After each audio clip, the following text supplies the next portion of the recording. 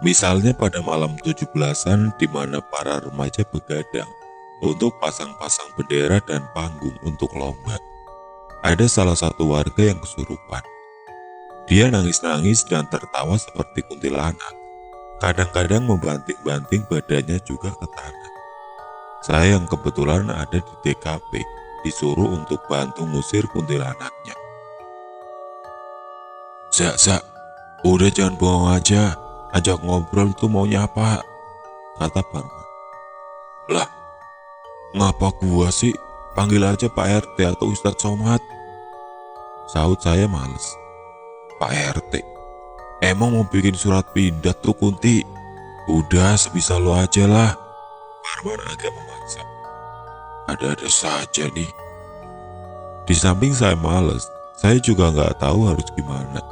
Saya kan bukan dukun yang punya ritual-ritual, seperti halnya Pak Hasim misalnya. Akhirnya saya deketin itu orang yang lagi dipegangin warga lain. Ketika saya mau buka obrolan, tahu-tahu dia udah buka omongan duluan. Gak usah khawatir, dalam dunia kami, dia cuma babu atau jin kelas rendah. Mau saya bakar atau gimana? Kata dia. Gak usahlah, suruh pergi aja. Tapi keluarnya nunggu apa-apa dari saya ya, biar terlihat dramatis, sahut saya. Mau pamer ya? Ya sudah, terserah saja, kata dia. Akhirnya saya pura-pura mencemin mata, terus mulut komat kamit gak jelas. Dan seperti di acara-acara penampakan, saya pura-pura usap wajahnya dari bawah sampai ke ubun-ubun yang kesurupan. Pas sampai di atas ubun-ubunnya, saya sedikit teriak, "Luar lu!" Lalu yang kesurupan tadi terlihat lemas dan sedikit menangis. Hebat juga ini acting gua, padahal tanpa diketuin juga udah bisa diusir dari tadi. Menurut pengakuan yang kesurupan tadi, dia melihat ada wanita yang duduk di atas panggung sambil goyangin-goyangin kaki. Lama-lama dilihat dan tahu-tahu dia sudah nggak sadar. Karena saking seringnya saya dialog sama dia, bahkan udah kayak temen ngobrol saja. Bahkan di saat bokap saya meninggal, dia coba hibur saya. Ayah kamu sudah bahagia banget di sana. Ketika manusia meninggal, jasadnya akan membusuk di tanah, namun ruhnya tetap ada. Dan mereka punya kehidupan juga di alam sana, sama seperti kita hidup. Namun bedanya, si ruh itu tidak punya nafsu lagi. Dan di waktu-waktu yang memungkinkan, dia bisa datang baik lewat mimpi ataupun kehidupan nyata, kata dia. Nggak tahulah, saya anggap ini anugerah atau apa. Karena sekali lagi saya ingat pesan abang saya, nggak mungkin makhluk begitu mau kasih sesuatu cuma-cuma tanpa imbalan. Pernah sewaktu-waktu saya lagi boncengin nyokap pakai motor, dan ada dua remaja yang geber-geber motor samping saya. Saya sempat hilaf dan ngucap, enak jatuh tuh anak. Baik. Tiba-tiba terdengar suara dia di telinga saya. Dan langsung saja, gak ada angin, gak ada hujan. Itu anak jatuh ke samping kiri, seperti ada yang dorong dari sebelah kanannya. Padahal kondisi jalan lurus dan lancar. Wah, kudu hati-hati ini mulut. Karena telah lama ngobrol, kita jadi seperti sudah saling kenal karakter dan sifatnya masing-masing. Saya tahu sifat dia agak pencemburu, karena pernah waktu di Mall Citraland, waktu saya lagi lihat-lihat sepatu di salah satu kios di mall tersebut. Gak sengaja saya lihat cewek pakai celana yang pendeknya super sekali. Ya namanya laki-laki, saya liatin, dia jalan sampai kepala saya ngikutin kemana arah itu cewek jalan. Brak! Tahu-tahu itu cewek jatuh dan semua belanjaannya itu jatuh berantakan. Waduh, jangan-jangan ulat dia nih. Ya, masih untung cuma jatuh, gak mati tuh orang. Suara dia terdengar keras banget di telinga saya. Wah, kacau nih. Saya nggak jawab dan pura-pura on aja waktu itu. sambil kembali milih-milih sepatu Adidas yang saya suka. Pada suatu malam saya penasaran sama dia, baik namanya, dunianya, dan lain-lain. Karena setelah beberapa lama ngobrol, saya nggak pernah sekalipun tanya siapa nama dia. Pas saya lagi rebahan dan mau tidur, saya coba buka percakapan dengan dia. "Maaf, kamu ada?" Tanya saya pelan sekali, takut nyokap di kamar sebelah dengar. "Ya, kenapa? Dunia kamu itu kayak gimana sih? Dunia jin, nama kamu, dan asal kamu. Apa seserem film-film di TV?" Tanya saya. "Ya enggak lah, yang ada di TV itu ya cuma hayalan-hayalan manusia saja yang ketakutan. Akhirnya, muka kami dijelek-jelekin sama mereka," kata dia. "Tuhan menciptakan kami sama seperti manusia, punya kehidupan normal, dan dikasih kebebasan memilih jalan hidup dan agama. Makanya ada yang jin kafir dan jin muslim," kata dia. Waktu perbincangan kali ini saya ngerasa kalau dia tiduran juga di samping saya. Gak tahu perasaan atau emang benar. Jin kafir juga ada dua golongan. Ada yang jin non-muslim, dia tidak ganggu. Dan ada jin yang jahat.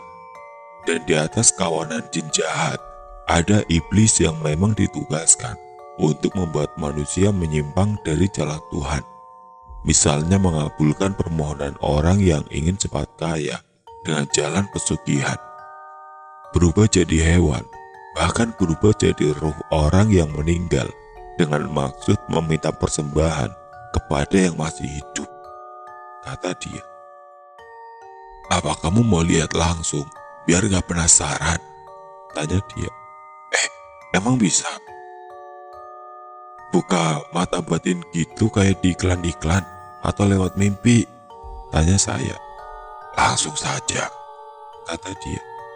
Dan sebelum saya sempat tanya-tanya lagi, tiba-tiba mata saya ngantuk berat dan badan serasa diayun-ayun ke atas bawah, kiri ke kanan, pelan banget. Rasanya enak banget. Tahu-tahu badan saya serasa enteng, dan saat saya gerakin tangan kanan saya melihat ada satu tangan lagi yang terlihat pucat. Buset, jadi itu jasad saya, Bray. Akhirnya saya pelan-pelan melihat ada bayangan perempuan yang berdiri di samping saya. Perlahan-lahan wajahnya semakin terlihat jelas banget. Dan benar, dia adalah jin perempuan yang selama ini ngobrol sama saya. Parasnya cantik banget, ayu, mengenakan baju adat Jawa seperti kain batik, namun tertutup rapat. Kain batik itu menutupi rapat sampai kaki. Rambutnya terurai panjang sepinggang. Dia menjulurkan tangannya ke saya yang kondisi masih tertidur. Saya pegang tangannya dan dia bantu saya untuk berdiri. Ringan banget, seolah-olah nggak ada gravitasi di sini. Badan dia kayak ngeluarin cahaya, terang agak biru.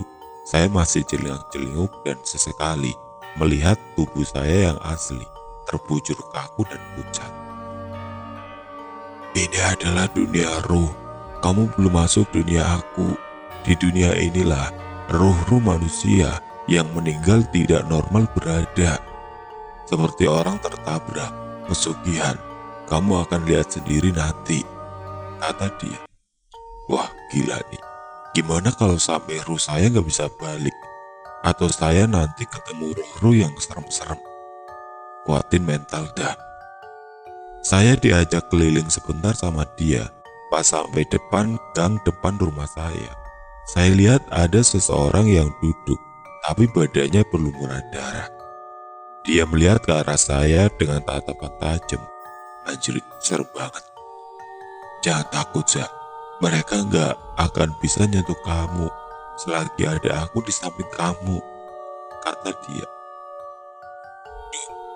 Harusnya itu kata-kata laki-laki buat cewek. Kamu jangan takut selama ada aku di samping kamu. Ngapain jadi dia yang ngomongin gitu?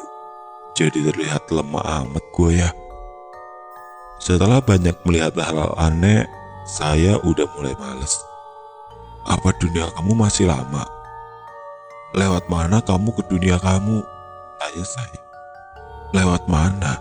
Saya tinggal bawa kamu saja ke dunia saya. Ini cuma mau nunjukin aja ke kamu kalau dunia seperti ini bukan dunia kami, kata dia. Masuk. Bukan dari tadi aja ngajak. Ngapain lihat-lihat orang yang mati penasaran?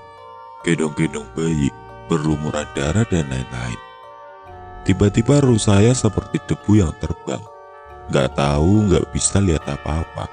Cuma cahaya-cahaya putih, biru, hijau yang melintas begitu cepat.